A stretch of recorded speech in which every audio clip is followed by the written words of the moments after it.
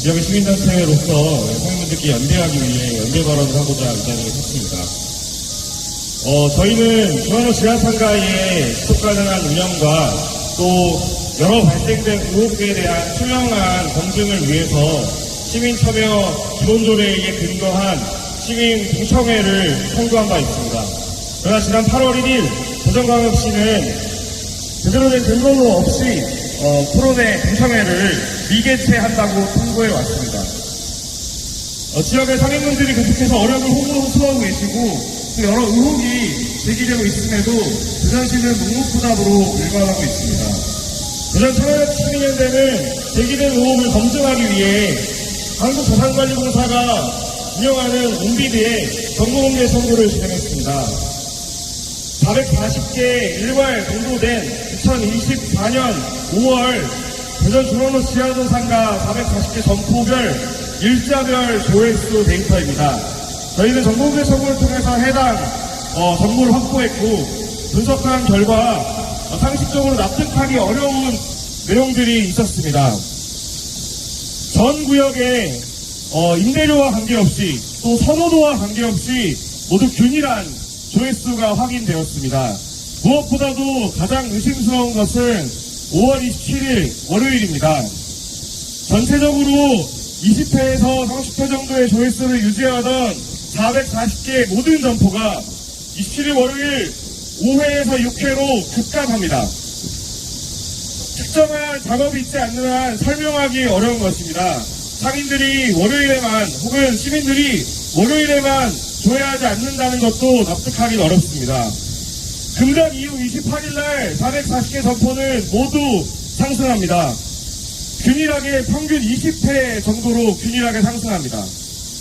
이것 역시 설명하기 어려운 부분입니다. 저희가 옹비를 통해서 확인한 바에 따르면 해당 기간 동안 데이터나 전산상의 오류가 없었다는 것을 확인했습니다. 실제 조회수인 것입니다.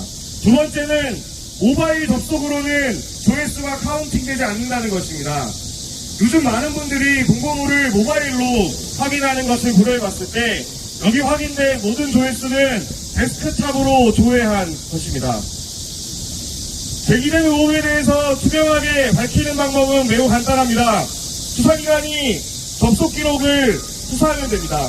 만약 그 과정에서 특정 IP 혹은 특정 주소의 IP가 다량 확보된다면 그것은 수사관리공단 혹은 특정 단체나 개인이 이 공고에 대해서 개입하기 위해 의도적 개입을 한 것이라고 해석할 수밖에 없습니다. 수사기관의 철저한 수사를 통해서 해당 내용이 확인되기를 촉구합니다. 추가적으로 보도자료 나눠드린 보도자료에 8페이지를 보시면 성남시와의 비교가 있습니다. 2015년도에 330개 물건을 한꺼번에 공고한 성남시 물건입니다. 그래프를 보시면 아시겠지만 굉장히 다채롭게 확인됩니다. 실제로 공고 가격과 그 다음에 위치에 따라서 차이가 나는 것을 볼 수 있습니다. 그 밑에 중앙로 상가의 물건 조회수입니다. 굉장히 균일성을 보이고 있는 것을 확인할 수 있습니다. 심지어 성남시 사례는 2015년도에 공고가 이루어졌고 지금도 마감된 공고를 클릭하면 조회수가 올라갑니다.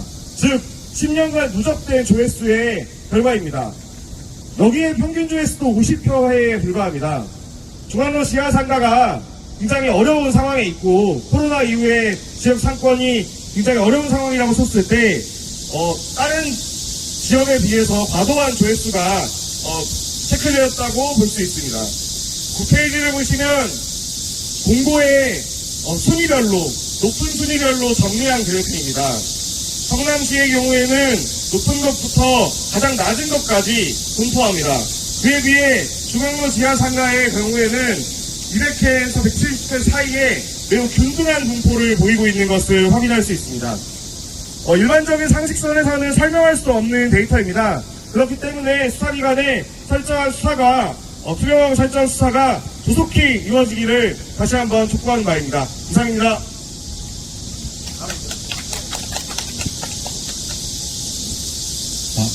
안녕하십니까. 저는 이승현 변호사입니다.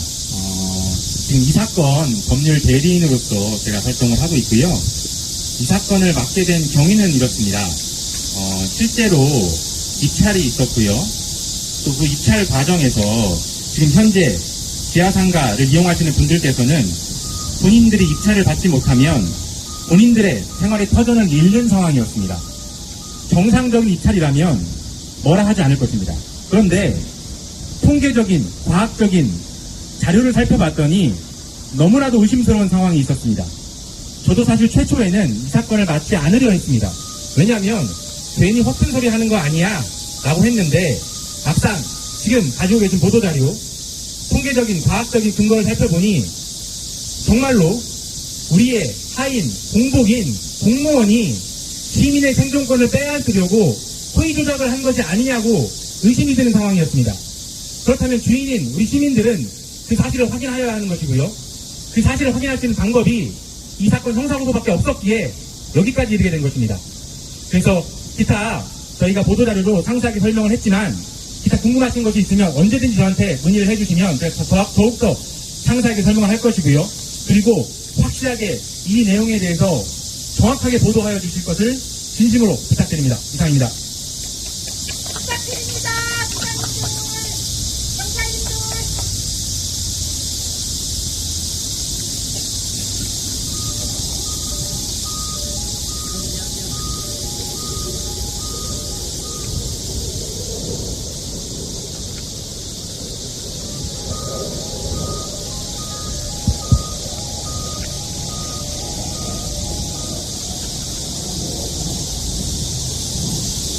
중앙로 지하상가 입찰 피해 상인 비상대책위원회 위원장을 맡고 있는 정인수입니다. 2천여 명의 생존권 파괴에 대한 대전 중앙로 지하상가 옹비들을 통한 1차 입찰의 최수 부풀리기 조작 관련 철저한 조사 요청에 대해서 지금부터 말씀을 드리겠습니다. 코로나19가 종료되자 상인들이 어려움을 배려하지 않은 채 대전 중앙로 지하상가는 타 도시와는 다르게 전통시장 및 생산과 육성을 위한 피내법 17-2를 활용하지 않고 명도 절차 없이 영업 중인 440개 모든 점포에 대하여 대전시에서 공개 경쟁 입찰을 강행한 후 입찰가를 올리기 위한 수단으로 조회수를 부풀리게 한 조작 사건입니다. 자체 조사 배경에 대해서 말씀을 드리겠습니다. 대전 중앙로 지하상가 비상대책위원회는 2024년 5월 22일 공지된 중앙로 지하상가의 1차 입찰과 관련하여 입찰 마감 후 도저히 납득할 수 없는 결과에 자체 조사를 실시하게 되었습니다. 자체 조사 시기는 2025년 5월 초가 되겠습니다. 자, 첫 번째, 낙후된 구역과 활성화된 구역의 조회수가 비슷하게 나타났다는 점. 두 번째, 상인의 일반인은 입찰 공지 자체를 인지하기 어려운 구조였다는 점. 세 번째, 1인 1점포 입찰이라는 조건에도 불구하고 조회수가 과도했다는 점. 네 번째, 실제 입찰자 대부분이 기존 상인 또는 종사자였다는 점. 다섯 번째, 440개 점포에 대해 827명이 입찰에 참여한 것으로 확인된 점. 여섯 번째, 유찰된 50개 점포의 조회수도 낙찰된 점포의 조회수와 유사하게 나타났다는 점. 일곱 번째, 조회수에 비해 단독 낙찰 또는 유찰된 점포의 비율이 56%에 달한다는 점. 여덟 번째, 입찰 중지 가처분 신청이 마지막 날 기각되어 몇 시간 남지 않은 시점에 입찰에 참여한 상인이 너무나 많았다는 점. 아홉 번째, 상인들 간 장기간 연관된 친분 및 암묵적 합의가 있었던 상황에서 조회수가 과도하게 높았다는 점.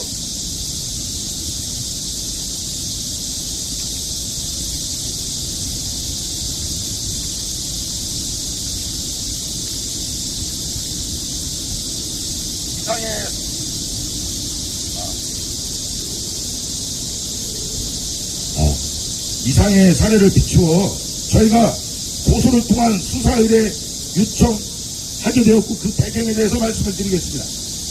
위와 같이 확실시되는 부풀리지 조작 의혹의 피해 당사자로서 입찰 의뢰를 담당한 대전시 주무부서에 조사를 요청하였으나 아무런 답변이 없었으며 시스템을 제공하고 관리 감독의 책임이 있는 한국자산관리공사 옴비드의 개인정보 보호와에 익명 처리하여 진상규명을 요청하였으나 이 또한 공개할 수 없다는 답변만 되풀이되어 왔습니다.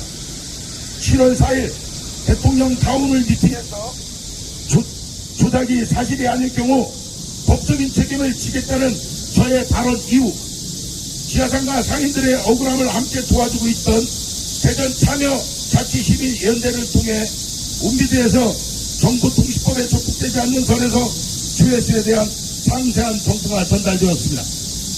곧이어 동계학 전공자 여러 명에게 분석을 의뢰했고 데이터 조작이 아닐 가능성은 불가능에 가깝다는 분석 자료를 받았습니다. 저는 개인적으로 이 자료를 처음에 입수했을 때 30초도 안 돼서 이건 100% 조작이라는 것을 알게 되었습니다. 이러한 점들을 종합할 때 조회수 조작 또는 인위적인 부풀리기 가능성이 제기되지 않을 수 없습니다. 따라서 옴비드 시스템을 통한 공공자산 입찰의 투명성과 공정성 확보를 위하여 철저한 조사를 통해 진상을 밝혀해 주시길 간곡히 부탁드립니다. 현재 많은 조회수에 놀라 본인이 영업하고 있는 매장을 빼앗길 수 있다는 두려움에 높은 입찰가로 낙찰을 받게 된 수많은 상인들은 말할 수 없는 어려움을 겪고 있으며 지금 이 순간에도 포기하는 상인이 늘어나고 있습니다. 더 이상의 피해를 막기 위해 신속한 조사가 이루어져야 할 것이며 옴비드 서버가 열리는 순간 우리 모두는 놀라움을 금치 못할 것입니다. 21세기에 있을 수 없는 일을 목격하게 될 것이며 대전에서 벌어진 최악의 행정으로 2천여 명의 생존권을 파괴한 전대미문의 사건으로 기록될 것입니다.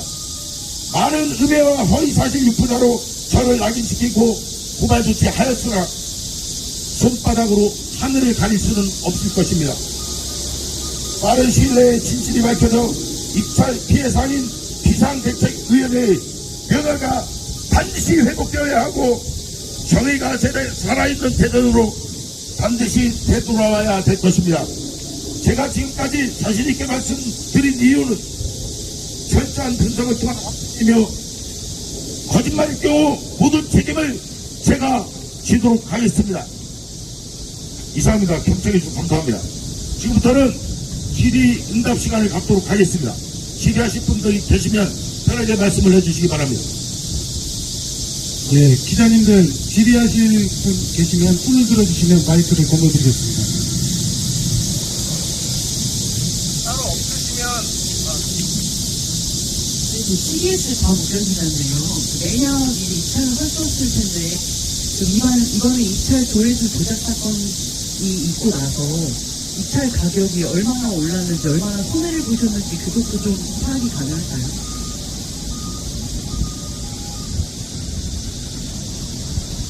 저희가 파악하기로는 1차 입찰 당시 약 이전 사용료의 230% 정도가 인상이 된 걸로 알고 있고요. 그 이후에 유찰된 점포에 대해서 7차 입찰까지 진행이 되었습니다.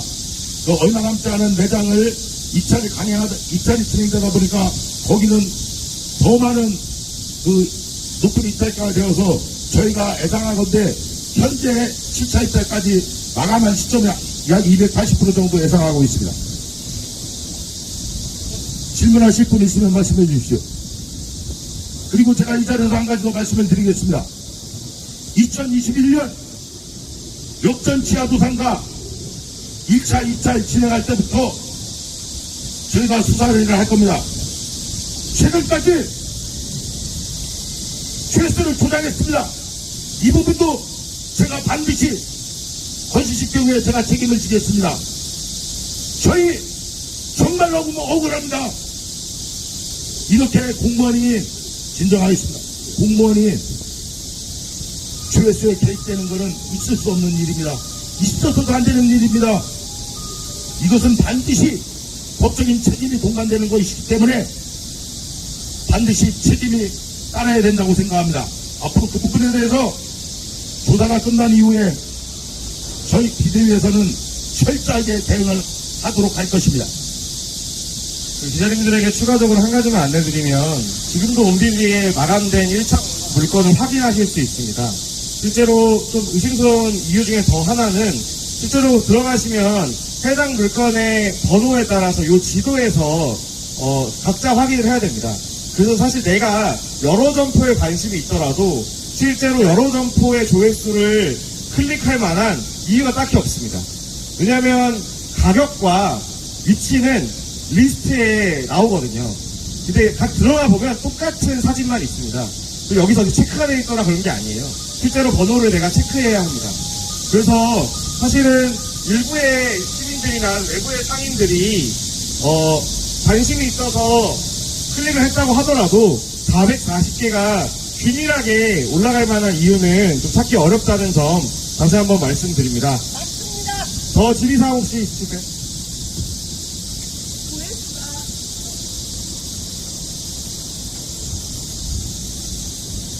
한겨로 최혜림입니다. 그 조회수가 일반인들이 봤을 때 그렇게 클릭이 많이 됐다고 그렇게까지 어찌 보기로 한 300% 이상 높게 쓰신 분들도 계시더라고요. 근데 단독 입찰이었는데도. 근데 조회수가 물론 평균이 150이 넘고 해서 그런 상황이긴 했지만 그렇다고 그렇게까지 높게 해서 쓴다고? 라고 의문을 갖게 생각하는 사람들이 있을 수 있거든요. 근데 그때 그럴 수밖에 없었던 아마 이유가 상인분들이 계셨을 것 같아요. 왜냐면 상당히 많은 분들이 그런 상황에 놓여 계시니까 그 부분에 대한 상인들 누구 입장 한번 말씀해 주시면 좋을 것 같거든요. 비대위원장님 아니고 다른 분이라도. 아니, 마이크를 갖다 드려. 마이크 갖다 드려. 아니, 여기. 제가 말씀드릴게요. 이게 조회수가 왜 문제가 되냐면